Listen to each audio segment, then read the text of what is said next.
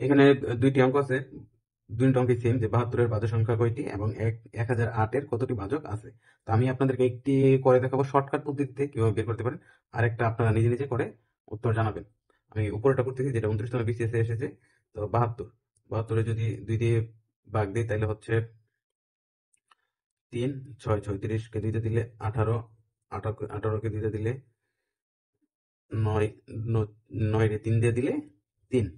তাহলে আমি পাচ্ছি হচ্ছে 2 গুণ 2 গুণ 2 গুণ 3 গুণ 3। তাহলে আমি পাওয়ার দিয়ে দিই, সবগুলোর উপর যেহেতু 3টা আছে, তাহলে হবে 2 এর উপর পাওয়ার 3 কিউব গুণ 3 এর উপর পাওয়ার স্কোয়ার। তাহলে পাওয়ারগুলোর সাথে আমি 1 যোগ করে দিব, পাওয়ারগুলোর সাথে 1 যোগ করে দিব। এটা হচ্ছে শর্টকাট একটা পদ্ধতি, পাওয়ারগুলোর সাথে আমি 1 যোগ করে দিব। যোগ করে দিয়ে এই নিচের গুলাকে বাদ দিয়ে শুধু যে পাওয়ারগুলো আছে পাওয়ারগুলোকে গুণ করে দিব। 3 আর 1-এ 4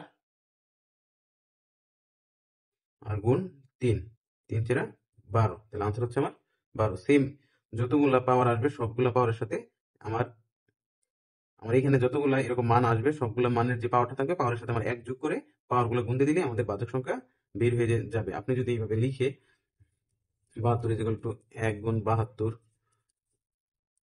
2 গুণ 36 এভাবে লিখে লিখে দেখেন, তাহলে দেখবেন 12টাই আসবে। এখন আপনারা 108-এর কতটি ভাজক আছে, এটা সঠিক উত্তর কি?